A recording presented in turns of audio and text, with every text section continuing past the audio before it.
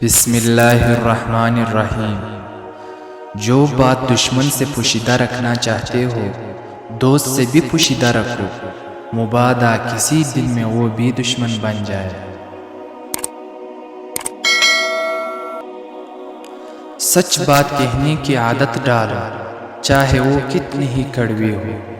سچ سننے کی عادت ڈالو، چاہے وہ تمہارے خلاف ہی کیوں نہ ہو۔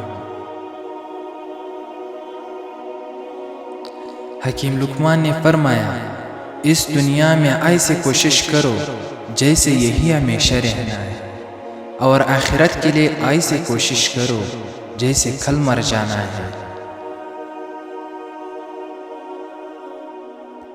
حکیم لقمان نے فرمایا، اگر معدہ کھانے سے بھر جائے تو دماغ سو جاتا ہے، بے زبان اعضائے جسمانی خدا کی عبادت و ریاضت سے قاصر ہو جاتے ہیں۔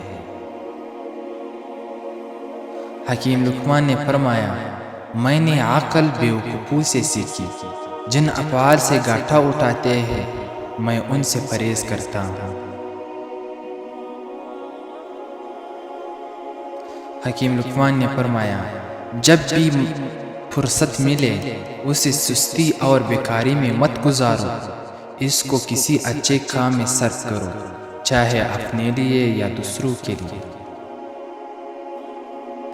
محنت سے انسان کے جوہر کھلتے ہیں اور مشکل سے مشکل کام کو آسانی اور خوبی سے انجام دے لیتا ہے۔ دوستوں کی طرح کتابوں کا انتخاب بھی پوری احتیاط اور توجہ سے کرنا چاہیے، اور ہمیشہ اچھی کتابیں پڑھنی چاہیے۔ عورت کے پاس زیادہ جانا 3 جان لیوا بیماری کا باعث ہے۔